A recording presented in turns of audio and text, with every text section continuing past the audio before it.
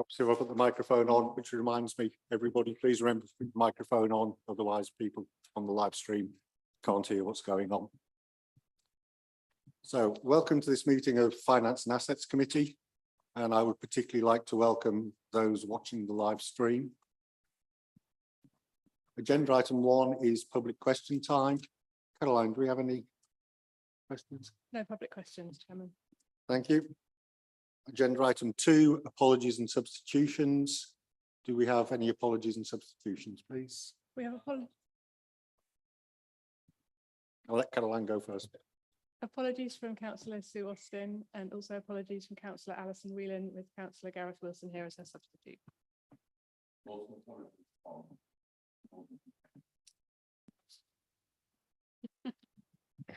Okay. Yes, I could imagine that after today's news, Councillor Dupre's busy in Sutton. So item 3, declarations of interest. Does any member have any interest to declare for any items on the agenda? Councillor Bailey. Just a general thing that I am chair and trustee of East Cambs CLT. There's nothing specifically on the agenda, but you know, just in the interest of the ECTC business plan, really. Thank you. Councillor Wilson. Agenda number 10, because I'm a member of Haddenham Parish Council. Thank you. Noted. Item 4 is the minutes. To confirm as a correct record the minutes of the meeting held on the 23rd of January. Does any member have any points of accuracy they wish to raise? If not, just as an aside, can I thank Councillor Bovingdon for chairing that meeting in my absence? Can I have a proposal and second of the minutes, please? Happy to propose, Chair. I'm happy to second, Chair. Thank you. I'll sign those at the end of the meeting. Pardon me. Item 5 is Chairman's announcements. I have the following announcements to make today. Firstly, this is the final meeting of this committee this municipal year, and I would like to place on record my thanks to all members, officers and guests who have contributed to our meetings this year. Secondly, I have invited John Hill, Managing Director, Emma Grimmer, Director, and Nigel Ankers, Finance Manager at East Cambs Trading Company, to contribute to relevant items. And following changes to proportionality after Councillor Downey ceased to be a member of the Liberal Democrat group, I would like to welcome Councillor David Ambrose Smith as a full member of the committee and note the appointment of Councillor Lavinia Edwards as a substitute member. That concludes my announcements. We now move to items for decision, and agenda item 6, the ECTC Business Plan 2023-24. I'll start by saying that members will note that Appendix 1 contains exempt information. If members wish to discuss the contents of Appendix 1, we will need to go into exempt session. Does any member wish to discuss Appendix 1? Thank you. Good, that saves us having to go into exempt session. In that case, can I ask Emma Grimmer to introduce the item? Thank you, Chairman. I'm speaking today in my capacity as the Director of East Cambs Trading Company, Property and Commercial. So members will be familiar with the business plan. They'll have seen this iteration, this style and format before, but this is the business plan for 2023-24. You have the introduction, the background, the process. We come on to page 11, which is where we set out the governance and management of the company. I'm not proposing any changes to that, as it is approved by council, so there's no changes this year, and not anticipating any changes either. Nigel will take us through the financial information after I've finished. So we have the risk register on page 15. And for ECTC, this is a living document. We review this at every board meeting. And this committee sees it as part of the business plan and then in the half-yearly report. So committee would have last seen this in November of last year. And there's no major changes to it since you last saw it. What I have done is remove reference to the CPCA Haddenham loan because that has now been repaid. And the next key change to this document will be after tomorrow, after we repay the CPCA loan for the MOD site. So there's no changes to bring to your attention there. So we continue to run two distinct sections within the company. Those are the commercial services and the property development. So I'll start with the commercial services, which are markets and public open space.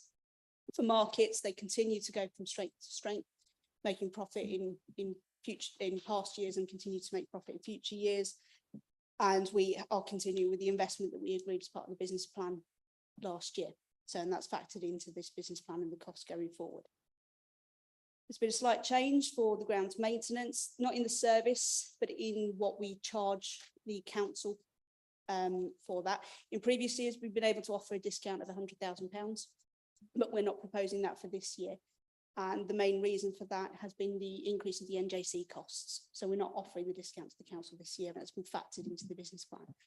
What I will need to do during this year is review the grounds maintenance contract in its totality, because over the years we've taken on additional land from the council and not charged additional costs, but we've taken the additional land, and obviously we've got the increase in staff costs. So we want to see what, if any, future discounts we can offer without affecting the base rate that we have as the management fee. That review will happen this year and it will inform next year's business plan. But it's not with the view of increasing the currently agreed management fee, it's the increase of bringing it into line, and can any discounts be offered in the future given the extra land that we are continuing to take on in the past and in the future. Other than that, for parks and open spaces, it's business as usual. With the property development, our major changes came through last year when we moved forward with the the former Paradise Pools site and the inclusion of the MOD phase 2 build out. And this business plan just brings that to the fore. We will be commencing the Paradise site in the coming weeks, with utilities going in soon. And then I am aiming to bring a full business case for MOD phase 2 later on this year for the board to approve. So this business plan gives a nod to that, but all of the costs are factored within the loan facility that we have with the council. We're due to complete on the Hadnam site very soon. All the properties, as I sit here today, are sold and under offer. And we will soon be finishing off the Arbor Square, also known as MOD phase 1, with sales coming, the final sales coming through in the next couple of weeks. We've got quite a few coming through, and then we're anticipating the remainder of sales in July of this year. And we're holding one property for rent until roughly February of next year. So that's all I wanted to say on the business plan itself. And I'll just hand over to Nigel to run us through the financial. Thanks, Emma. Good afternoon. So I'm just going to quickly run through the financial information on page 13 of the business plan that has the summary profit and loss for last year, the current financial year, and the next 3. So you'll notice there that property revenue on the second line drops away in 23, 24 and 24, 25 as the number of houses that we complete on is reduced, dropping from just over 80 in the current financial year to about 12 next year, which is just the remainder of those properties at the old MOD site and Hadnam, as Emma just mentioned. The eight of the homes at Paradise are scheduled to complete from a sales perspective in 24-25.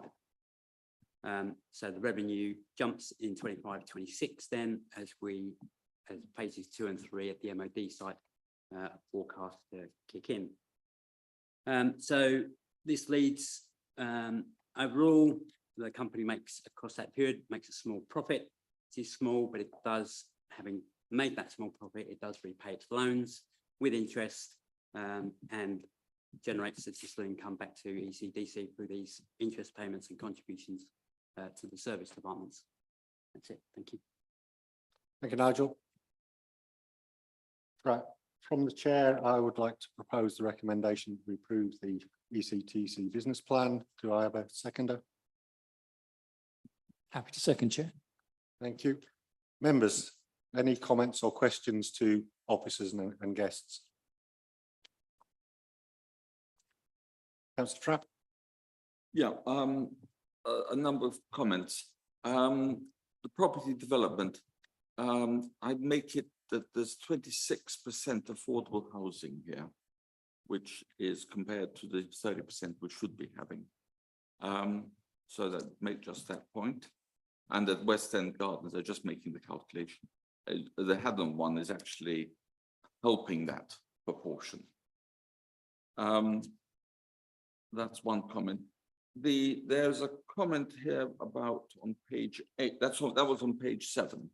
Page 8 about the benefits identified to ECTC, which we'll talk about a bit later, but is there any way of spelling out whether it's S106 or SIL, how would the breakdown of the S106 and SIL in that table on page 8? Perhaps a note later, or if you can do it today. Sorry, I didn't send this in advance.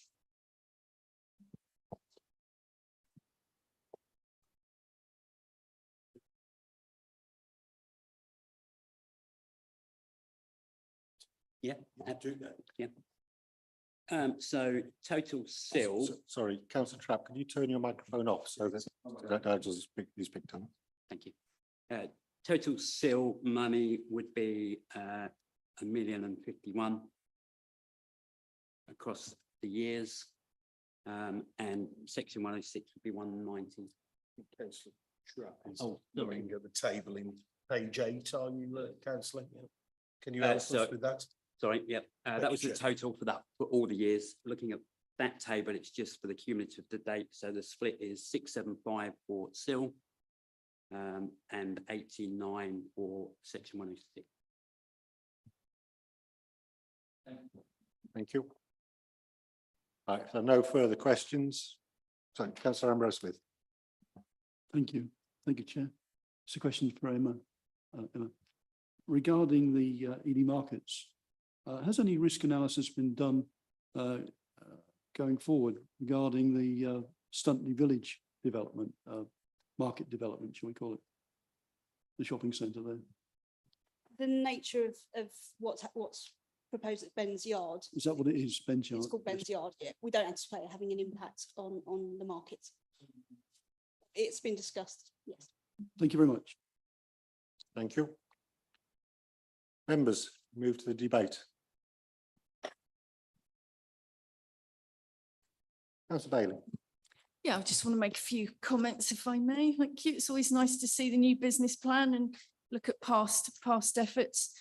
We started very deliberately ECTC in 2016 with the very explicit purpose of supporting the council's medium-term financial strategy. In other words, supporting our budget, trying to keep council tax low, while doing good things for our community. And I think it's done all of that.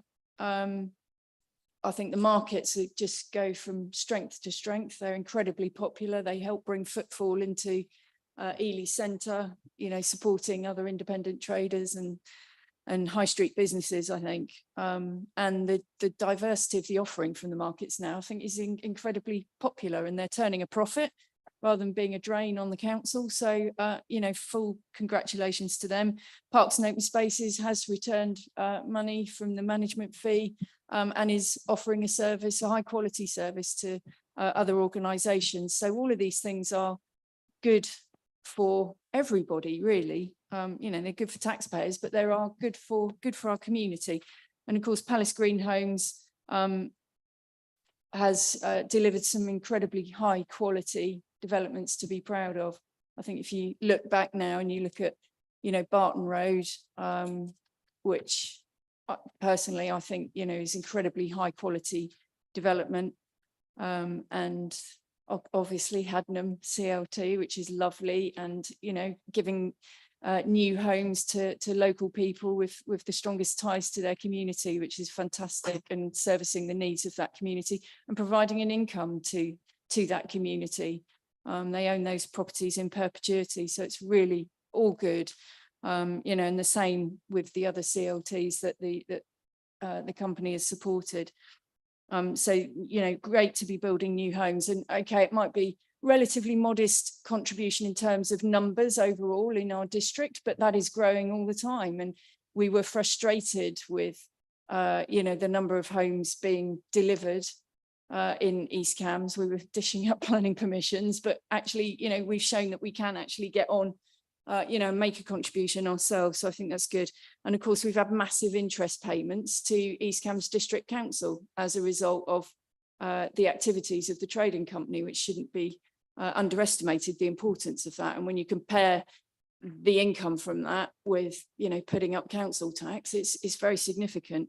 And of course, ECTC has also paid interest payments to the combined authority. I think it was 1.8 million on the CPCA loans has gone back to the combined authority in interest payments from East Cams Trading Company. So very significant amount of money. So it's benefited everybody really. Yeah, it's disappointing to see some people trying to portray the trading company as only being about loss making, because of course it is so much more than that. And it has a lot of money tied up in its physical assets. And you can look at the organization at any point in time and see where it is against its original budget. And, you know, you can always portray figures how you want to, but the reality is that this council has benefited to the tune of £3.6 million compared with having not done it, having not started East Cams Trading Company.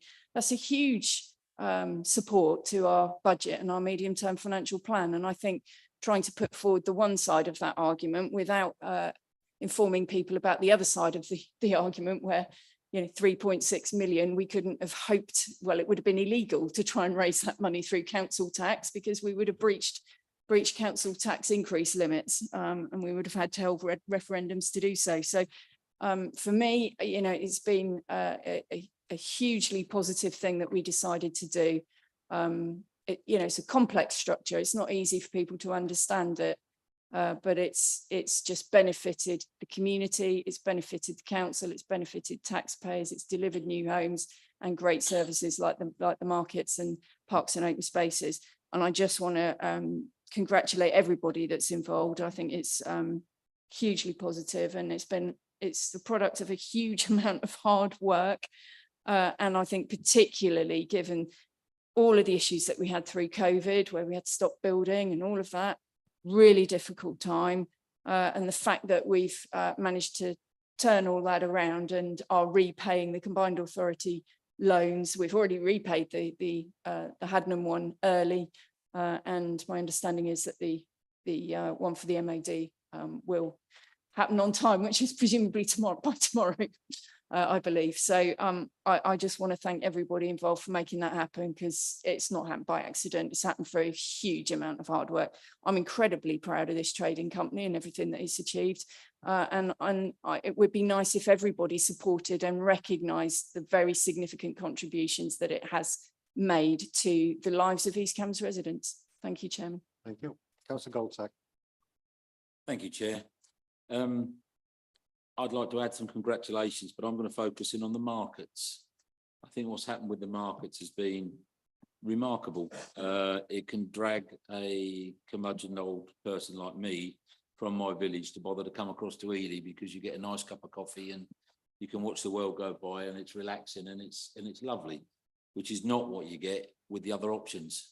Living where we live in Isleham, you have choices to go to Newmarket or slightly further afield to Cambridge or to Bury St Edmunds probably, but Ely has become, I think, off the back of the markets. My challenge for you is, if you read the last paragraph, which I think is quite brilliant in the market section, I won't read it out because it's quite long. I'm sure the two market towns of Littleport and Soham would benefit from a smaller version of those. I would challenge ECTC market section to have a look at supporting the local market towns and seeing if we can't replicate some of what we've got here in the market towns of Soham and Littleport, because for all the reasons in the last paragraph here, they would be welcome in those towns as well. Thank you, Councillor Goldsack. Councillor Trapp. I quite agree with Councillor Goldsack that it would be very good actually to have this distributed, this kind of model distributed. Whether it's viable, I don't know, but it's a nice idea, and it's a good venue as well. Even Haddenham maybe fortunate enough to be blessed with that. I'm glad that the company is doing well. It is, all I'd like to do, is actually just query some of the, what might be called some of the budget that it provides to the ECDC. And I think that any other developer would have also contributed just as much as was given by ECDC. So the S106, the sills, there's management recovery. I think this is for paying for management. Maybe that's because we're overstaffed. There's things there that one says, is this really a actual benefit to ECTC to that extent? I know this, ECDC to that. I'm getting these things muddled up. So whether ECTC actually benefits that much towards ECDC as flaunted there, I'm not sure. And one it'd be probably the marginal costs. I'm sure it does, but I don't think to that extent. But anyway, all very good to whatever happens to a company. Councillor Trapp. Councillor Wilson. I'd just like to mention that the, as Councillor Bailey pointed out, that the Hadnam area is a very high quality, which it certainly is, and point out that the parish council either have just or are about to take over all the green spaces and the play area, and the play area had a very good opening, which got a bit of publicity, and the children really enjoy it.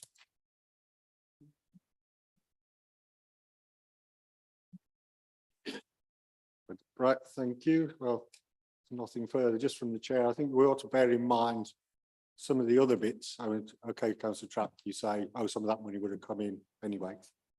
Some of it, but certainly far from all of it. And the trading company has taken on other bits that commercial developers certainly wouldn't have, particularly in Ely, over the ex-MOD side. That would, just on viability grounds, there's no way that would have delivered the affordable housing towers and what we're looking to do in the future. Right, if there's nothing further though, can I turn to the vote? Everybody in fact, or can all those in favour of approving the business plan please show? Unanimous. Thank you very much. Thank you, John. We'll keep Nigel for later on.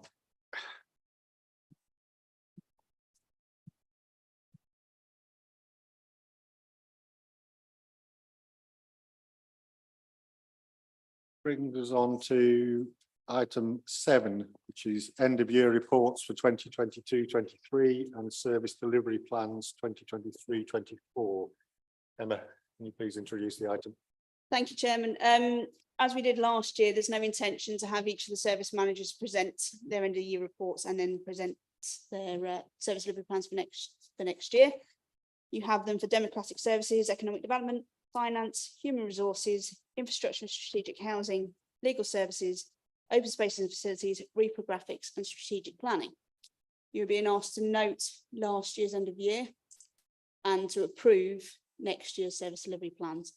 We have the service managers here if you have any direct questions of them, but that's what I intend to say on the matter, Chairman. Thank you, Emma. From the chair, I'm quite happy to propose the recommendations. Do I have a seconder? Thank you, Councillor Hunt. Members, any comments or questions?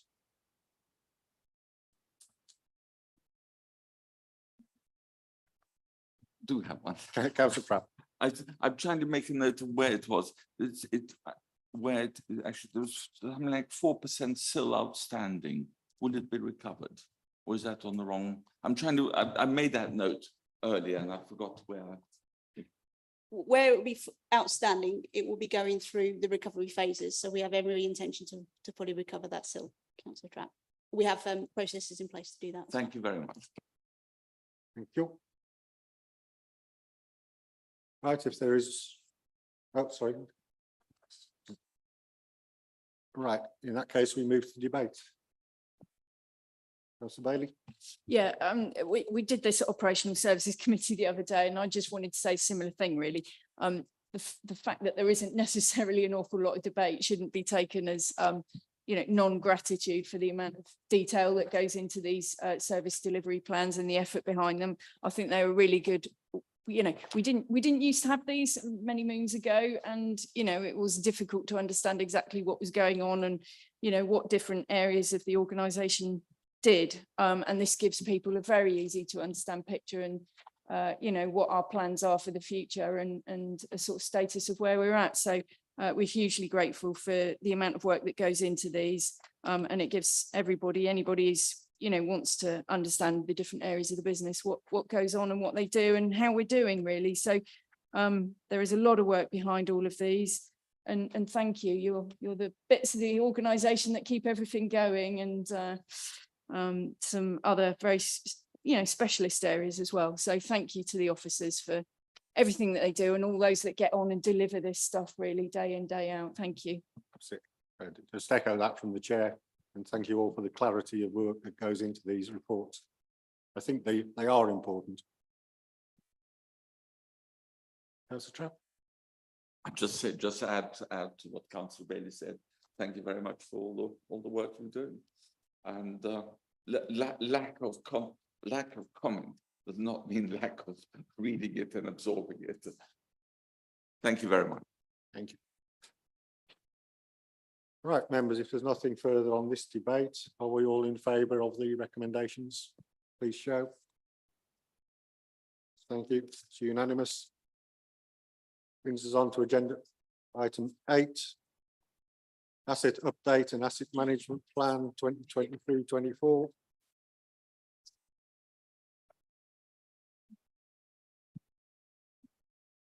And can I ask Spencer Clark to introduce this item, please? Thanks, Chairman. Evening, everybody. It gives you quite pleasure to actually bring an item to the agenda that didn't quite make into the report. It wasn't ready in time, but I can announce today the councillors complete the purchase of the land at Lyle Lane in Ealing. It's not included in the asset. This will now be included in the asset update going forward. That's the first item. Excellent news. So now we go to the actual report itself. So the first item is denoting it's the corporate asset management plan. Yeah, corporate management plan. Shall I take any questions on that first before I move on to the next item? Members, does anybody have any questions on the corporate asset management plan? Take that as a no. So sorry. Councillor Trapp? Sorry, I do too much here. I looked at that list of assets, Appendix 1. We're talking about that one. Yes. And my Sorry, Councillor Trapp, we're talking about the corporate asset management plan. right. Okay. Appendix 1. It is Appendix 1. It is in that one. Yeah, I was sorry. I was just making sure Yeah, we were sorry. talking about the same thing. My eyes glazed over a bit because there seem to be sort of a lot of similar entries. Are they different or the list? Yes. Sorry, it's just the list of land entries on that page. Yeah. Yeah, they're all pockets of land individually.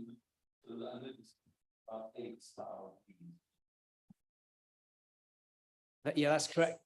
Yeah, Yes, they're all but- tiny bits of land within one collective area of South Green.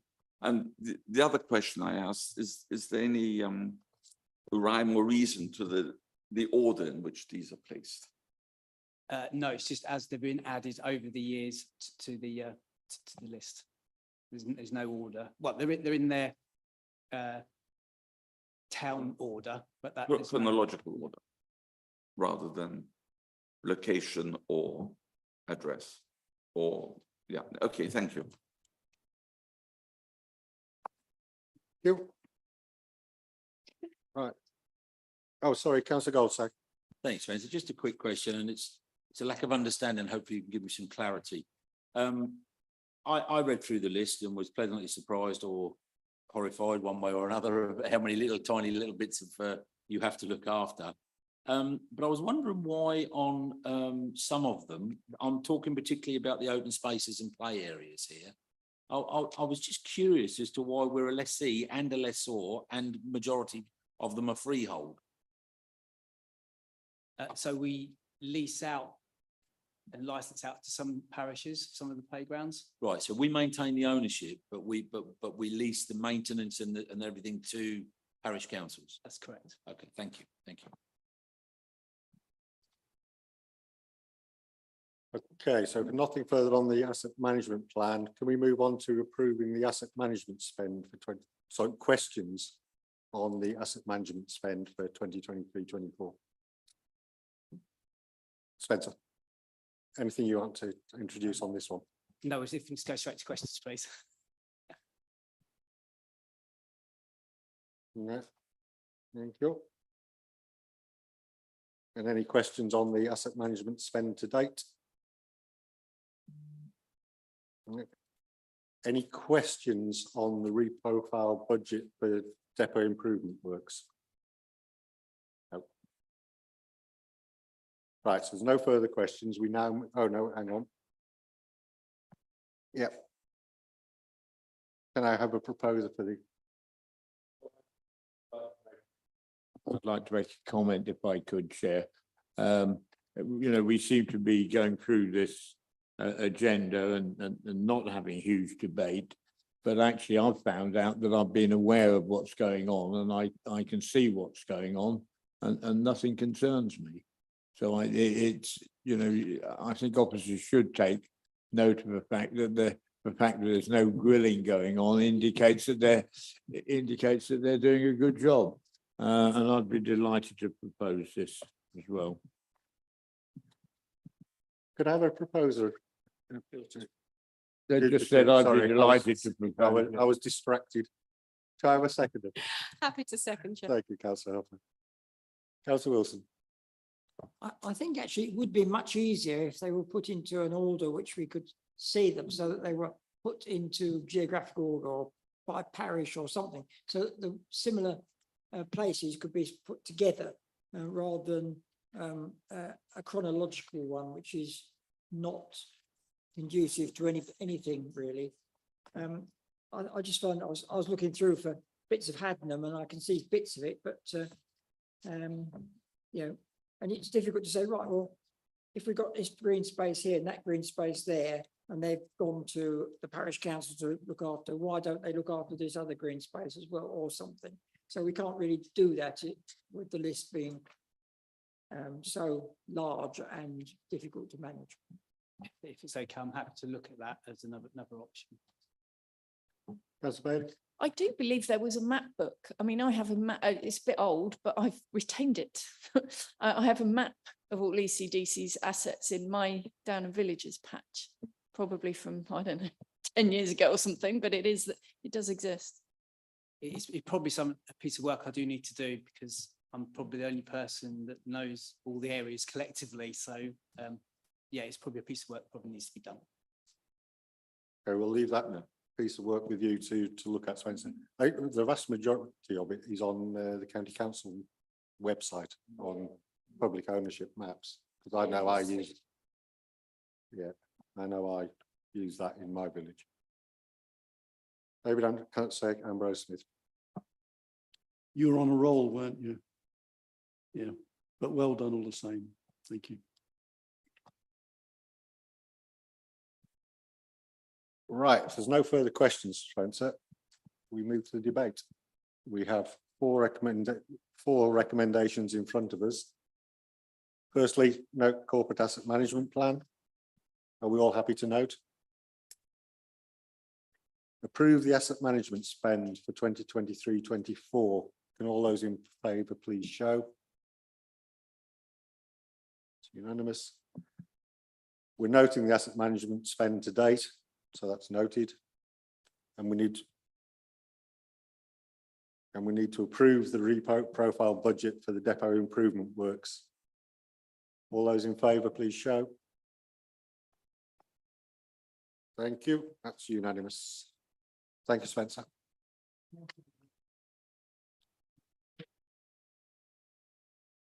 Right, we now move to agenda item number 9. Community Land Trust Pre-Development Grant Application. And can I ask Sally Bonnet to introduce this item, please? Thank you, Chair. Last year, this committee approved the criteria for a pre-development grant scheme to enable established CLTs to progress their projects. We have received an application from Kennet CLT, Community Land Trust, for £10,060 to cover costs related to agreements they are entering into with Bellway Homes, the developer of the Kennet site, and related to becoming a registered provider of social housing. The application has been assessed and meets the criteria, so members are requested to approve the application. Thank you, Sally. That's very clear. Can I have a proposer and seconder for the recommendations, please? Really happy to propose. Thank you, councillor Bailey. Do we have a seconder? Thank you, councillor Hopper. Members, any comments or questions to Sally? Councillor Trapp? Couple of questions. I'm glad to see that these affordable housing units will be owned and managed by the CLT in perpetuity. Do we have any knowledge of the mechanism that they will be using? Sorry, that- can you clarify what you mean by mechanism, councillor? Well, Brown? it says owned and managed by the CLT in perpetuity. Yeah. Do we have any way of how's that going to happen? Is it going to be, I mean, there's various models that can be made for this. I think I can help you here, Sally. They are a community land trust, established as a community land trust. They will take these on, as other CLTs in the district do, on a split between affordable rent and shared ownership. So there's 60 going to the CLT, the remaining 90 will be transferred to a registered provider. But it's the CLT themselves applying to become a registered provider that will then manage them. But they will be doing it under the, hopefully if they're successful in their application, they'll be as a registered provider of housing. Councillor Wilson?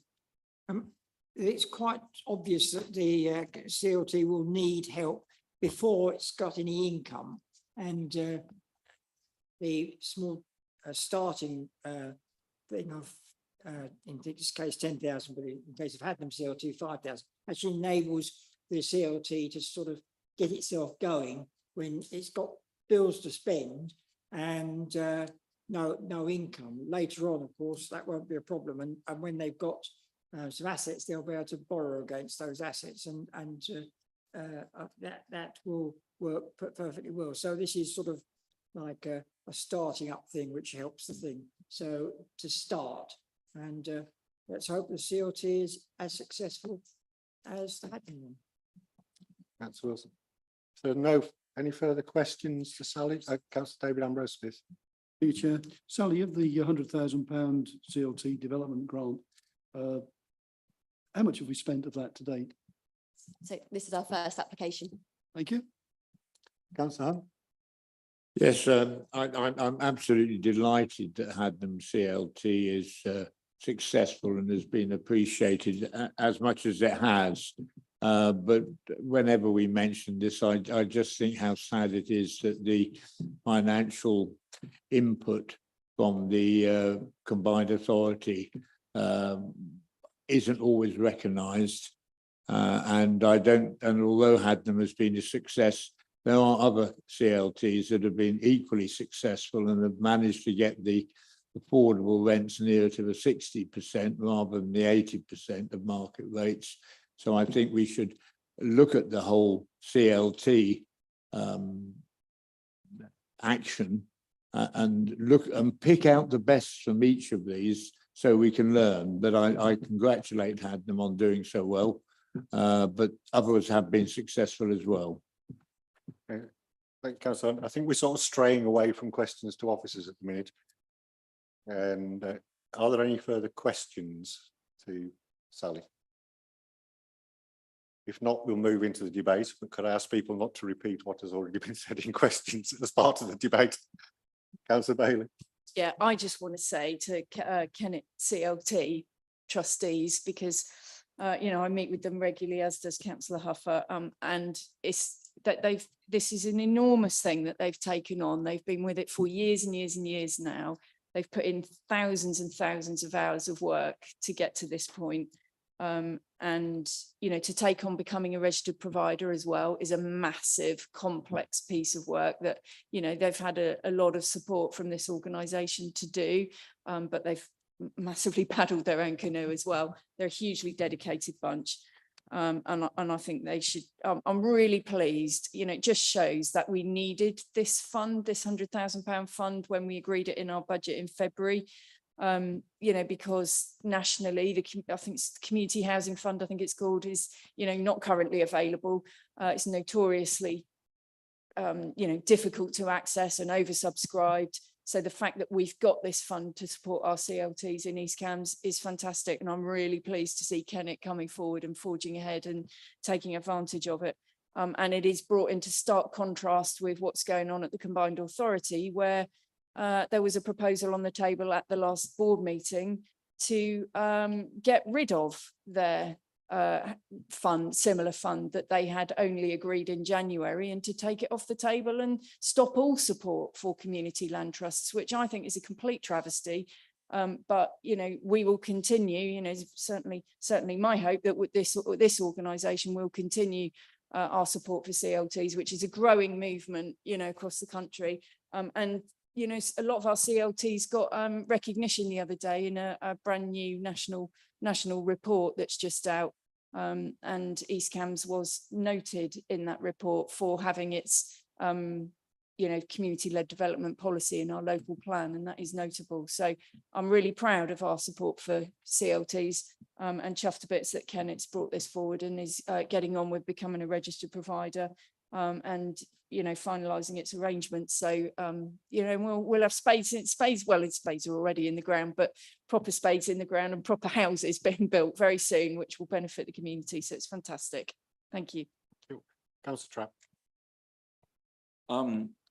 I'd just like to say I agree with Councillor Hunt that the more, I know it's maybe a surprise. It's a loving. But you know, and one of the reasons I asked the question about the model for perpetuity is that other CLTs could benefit from what's happened before. And there are different models for doing it, this kind of perpetuity. And I think it'd be very useful to promulgate that as possibilities for other CLTs. Thank you. Councillor Bovingdon. Thank you, Chair. I'd just like to say as well, I'm really pleased to see this Kennet coming forth for affordable housing. Having recently had over 230 inquiries for the 6 affordable homes that we marketed in the area, I know there's a huge demand in that part of the world and a huge lack of properties. So to see this come forward sooner rather than later would be brilliant for the area. Councillor Harper. I just wanted to explain to Councillor Trapp, as well as saying that working with the Kennet CLT is awe-inspiring, because they are a small and dedicated group of people who the whole community is behind. They're all really excited about the opportunities and the wonderful things that are going to come forward to that very small community. But that is the essence of CLTs, is community held development in perpetuity for the community. That's what CLTs are in essence. This isn't a one-off. The idea is that community-led development or community land trusts, they hold the properties in perpetuity for the community. This isn't unusual. This is the very essence of CLTs. Thank you, Chair. Thank you, Councillor Harper. Any further contributions to the debate? If not, members, we are requested to approve the grant of £10,060 to Kennet Community Land Trust. All those in favour? Unanimous. Brings us on to agenda item number 10, Community Infrastructure Levy Funding Request. Can I ask Sally Bonnet to introduce this as well? Thank you, Chair. In 2022, this committee approved a seal funding allocation to the new recreation ground project in Haddenham of up to £200,000. At the time, the project was still in development. As work has progressed, a number of changes have been made, either required via the planning process or to further improve the project. In addition, the Football Foundation has changed its funding model and reduced its contribution to the project. The budget has been revisited and value engineering has taken place. The parish council has raised additional funding and is contributing more of its own SIL, but there is still a shortfall of £105,000. The amended match funding amount doesn't alter the score of the project and it remains eligible for SIL funding. So members are recommended to approve the increase in SIL funding. Thank you, Sally. Could I have a proposer and seconder for that? Thank you, councillor Bovingdon. Thank you, councillor Hunt. Members, any questions to Sally? I'll just ask one quickly from the chair. Sally, please confirm for the benefit of anybody watching that we've still got plenty of money in the SIL pot to fund this. Yes. Thank you. Councillor Goltack. Sally, two things. One is very simple. You've got in a page and a half here, what could have been a very complicated issue, put so succinctly that I found this very easy to understand exactly where we're at. So sincere congratulations for that. As to the matters pertaining in it, what I can say as somebody who's going through a not dissimilar project at this moment in time in my community, guess what? If you went to pricing before coming to SIL in 2022, the price in 2023 have probably doubled. Right, that's labour, that's materials, that's everything involved. So, you know, for me, this makes perfect sense in supporting a hard-working and a good community. And well done for the report, Sally. Well done. Councillor Hunt, you have a question for Sally? Can you just assure me you're on the debate section? No, we're not yet. I'll wait. Have you put any further questions to Sally? If not, we'll move to debate. Councillor Bovingdon, Councillor Hunt. Well, I think this is really very exciting, and I think it's not sufficient to just give Hadnam the money. I think we should give Hadnam our best wishes and congratulations for fighting this thing. I know it's been a real difficulty finding a suitable field. I know there's been an enormous amount of work put in this by Hadnam, and it is just so refreshing to see a community getting together and being over. They can't cope with the existing sports fields and they need more. And I think it's just great to see and hear about the amount of youth football teams that can be accommodated on this new field. And so there's a lot more than just the money. There's our congratulations and best wishes as well. Councillor Ambrose Smith. Thank you, Chair. Bill has actually mentioned the parish council. Yes, I think they've done very well. And in fact, putting another £20,000 out of their own pockets, I think that's great. But I think we should really look at is the SIL contribution, not just for this particular project, but just from other projects across the district, how beneficial that's been, especially in Littleport. It's been a wonderful tool to help the communities around the district. So keep it up, please. Thank you. Councillor Bovingdon. Just to add to that, having had both my children start their sporting careers kicking football around Hadnam Rec a few years ago, so it's fantastic to see it come forward. Once again, Parish Council and the community have done excellent work on this.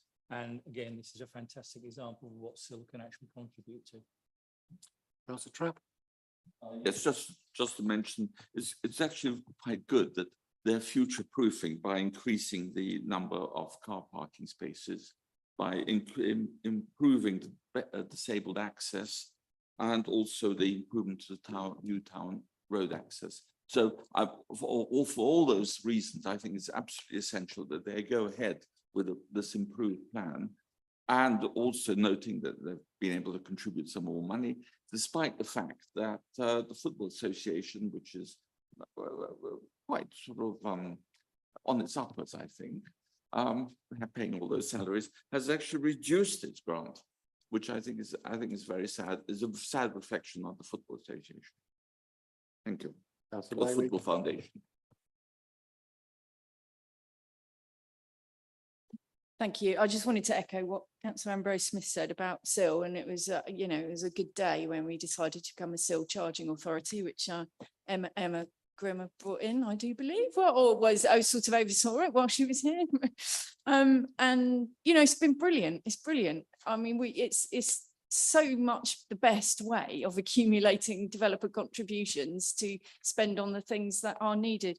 I think the most important thing though is just to recognise that this is, you know, paying for expansion of the project and additionality. It's not paying for cost overruns. You know, people need to understand that they've got to set realistic budgets for SIL projects at the outset, and that, you know, this is clearly linked to, you know, additionality in the project, not increasing costs. I think it's just important to establish that. But good luck to Hadnam. Look forward to seeing it come to fruition. It's brilliant. Thank you, members. There's nothing further on the debate. All those in favour of the request to approve the increase 505,000. Unanimous. Thank you. Brings us on to agenda item 11, the UK Shared Prosperity Fund project allocations. And the third episode of the Sally Bonnet show. Please, Sally. Thank you, Chair. The purpose of this paper is to seek members' approval for the allocation of the Council's Shared Prosperity Funding, SPF, across the 6 projects described in Appendix 1. The projects have been selected based on the SPF levelling up criteria set by government, projects that will deliver the outcomes required by government and council priorities.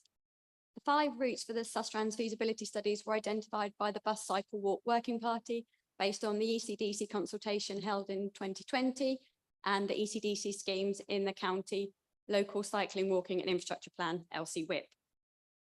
At Appendix 2, you'll find a draft scheme criteria and application form for one of the projects, the Pride of Place. Brought that here today so we can launch the scheme before the next meeting of this committee in July. This will maximise the time available to applicants to prepare bids and will also help correspond with growing and planting seasons. The scheme is a grant scheme for parish councils or other community groups to apply for funding to create or improve local green spaces and woodland areas for their communities. Thank you, Chair. Sally, we have 3 recommendations in front of us. Could I have a proposer and a seconder, please? I'd love to propose this. Thank you, Chair. Thank you, Councillor Bailey, and I'll be more than happy to second from the chair. Members, questions to Sally? Councillor Ambrose Smith.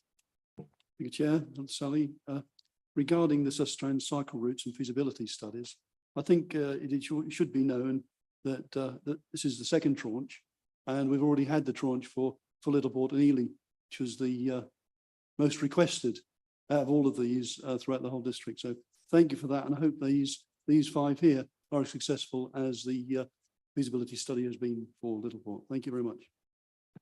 Councillor Goldsack. Also on the Sustrans. I think I'm the only member sitting here today that's on the Bus Cycle Walk committee. And I think Route 1, Ely, Stuntney, Soham, I thought we said Ely, Barway to avoid the A142. So just want to make sure that that's in there and we don't spend money on Sustrans that isn't necessary. If you can just check it for us, Sally, please. I just want to make sure. Yeah. So what they'll do is they'll look at different route options like they have for the other one. So for the Haddenham one, I think there were 6 different route options. So they will look at all the ways to get from Ely to Soham. Any further questions for Sally? If not, we move to the debate. Councillor Ambrose Smith. I just want to assure Councillor Goldsack that when Sustrans have done their reviews of these, in this instance, 6 schemes, they will come back to the local members and discuss those with them to see the benefits of that. So I think you can be reassured of that, Councillor Goldsack. Councillor Bailey. Yeah, thank you. I want to thank Sally and other officers for all the input that went into this bid. Essentially, we had to bid sort of, well, the money was earmarked, but we had to say, you know, how we were going to make it happen and have that signed off. So thanks for all the work that went into that. Yeah, I'm really pleased. I think this completes all of the Sustrans work. I think this will complete all of the routes that we earmarked in our work on the Bus Cycle Walk working group in our strategy document, whatever it was called. And, you know, it was 4 years ago when we promised to try and do that piece of work. It went a bit haywire during COVID when we were out to consultation in the middle of lockdown and all of that. But yeah, it was a good piece of work. And the fact that we sit here today and we've managed to, at least getting started, if this goes through today, commissioning, every single priority route that was identified, to have a really quality. I don't know if people spent time looking at the Sustrans documents we've already had back, but they are really quality pieces of work with options, at high level, options appraisals in there, and, very high level idea of costings. And it does give us the ability to move things forward on actually trying to get some cycle schemes delivered, some cycle walking schemes delivered. So, and it's exactly what we said we would try to do and we set out to do. And here we are a little while later, having completed the set. The important thing is now that we, go off and try and attract the funding, and that we move those studies on as well. And that is part of the work, isn't it, Sally, to look at moving those studies on to narrow down the route options and try and identify the best ones, so that we're getting as close as we possibly can to hand a fait accompli over to other funding bodies to say, look, here is a project that is well worked up and ready to go and are capable of attracting some funding. We do have the issues with LTN 120 in this neck of the woods, because the nature of our district, which frankly does feel like we're missing out when all the funding's being dished out at the county council and the combined authority. But we've got to keep having that argument, because otherwise we're never going to get anything. So we've got to keep pushing on that. I'm particularly excited about the stuff around local green spaces and the nature and habitat creation projects. And I think it's really important that we get this message out to all our communities. I've got a group in Little Downham who look after large areas of nature areas. I think they'll be biting our hands off for some of this stuff. So if we can make sure we're doing, which I know we will, a good job of getting this message out there and getting the applications in and getting this money allocated for community projects. It feels a bit like the community orchard scheme, really. And I hope people will be taking it up in their droves, because I think it's lovely stuff that makes a real difference in our communities. So really happy to support this. Thank you for all the work. Councillor Trapp. Yeah, I mean, good idea. It's all very laudable. Great. The only thing is about the bidding process. Is that just going to be something like the other bids that we've had with other schemes, where all the bids will be considered at a terminal date? It's not quite clear here whether that is so. Which seems to be much more fairer, that people can actually say, right, we've got to submit a bid rather than first come, first served. I'm not quite sure. It's not quite clear here what will be. So on page 3, it says when can groups apply? Yeah. So they'll be around between May and June. And then if there's any further funding available, if it's not all allocated in that first tranche, and then it will be a first come, first served after that. So the money's all gone, or we reach February the 29th, 2024, which is the SPF spend deadline. Do you mean page 2? Page 3 doesn't exist. Page 3 of appendix 2. Page Councillor appendix Trapp. 2, sorry.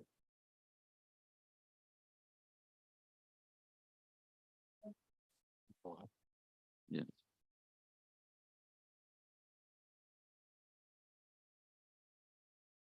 Right, so it will be based on, yeah, thank you.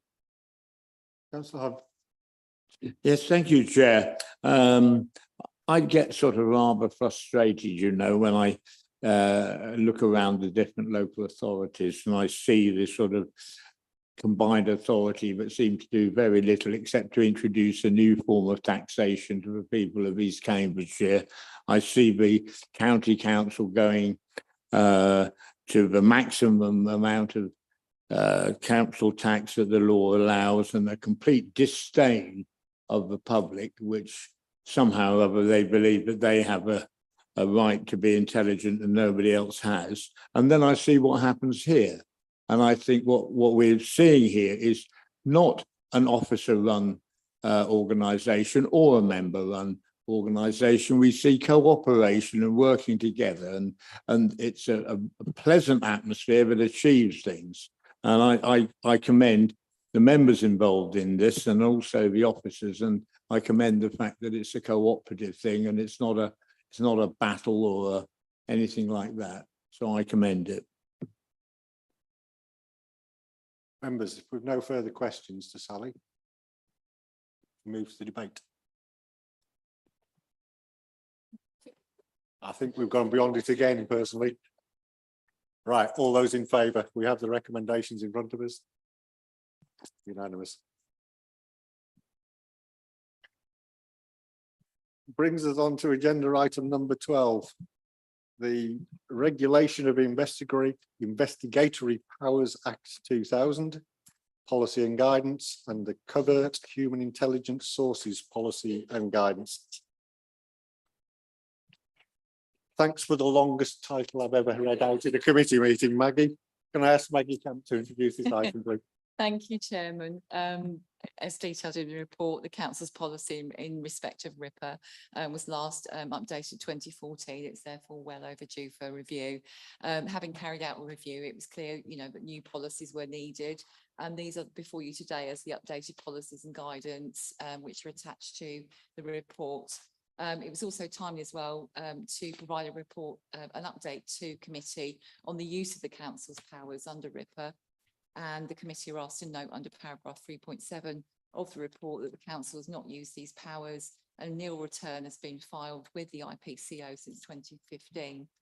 Members are requested to approve the policy and guidance on the use of RIPA, approve the policy and guidance on the use and conduct of covert human intelligence sources, and note the update on the use of RIPA powers. Happy to take any questions. Thank you, Maggie. Can I have a proposer and seconder for the recommendation, please? I'm happy to propose, Chairman. Thank you, and I'm happy to second. Members, any questions to Maggie? Councillor Wilson? Do we actually use this? I mean, obviously you've got to have something very complicated to, if we're going to do it, do we actually do it at all? Or are we just providing some rules in case we might feel like doing it in the future? Thank you, through you, Chair. As detailed at my report at 3.7, we haven't used, I have to do a report to the IPCO every year as to whether we have actually used these powers, and we've had a nil return since 2015. So the policy has to be there. We're obliged, we're statutorily obliged to have the policy there, just in case we want to use it, but it hasn't been used since 2015. Thank you. Councillor Ambrose Smith? Thank you, Chair. Maggie, can't see it in here. When will you be reviewing it again? Will you wait another 9 years or? No, I won't be waiting another. I would propose to review this again another 3 years. Thank you. Any further questions to Maggie on this? If not, we move to debate. Councillor Fotheringham. I just wonder if I could actually hand in my 007 powers and my ninja powers and apply for a position.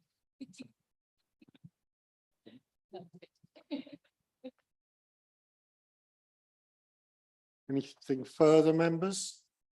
If not, okay, are we all in favour? Sorry, Councillor Ambrose Smith.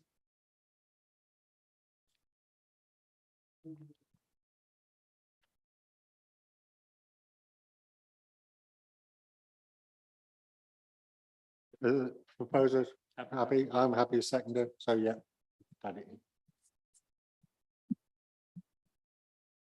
Yep, it's in. Right, we now move to items for noting. Agenda item 13 is the forward agenda plan. Caroline, anything to add to? Nothing to add, Chairman. Thank you. Members, we now move to exempt items. If any member does not agree with the exclusion of the public, including representatives of the press, can they please indicate now? Sorry? We've done it. Right, everybody happy that we're right? Can I thank those watching the live stream? And this concludes the public part of the meeting. Thank you.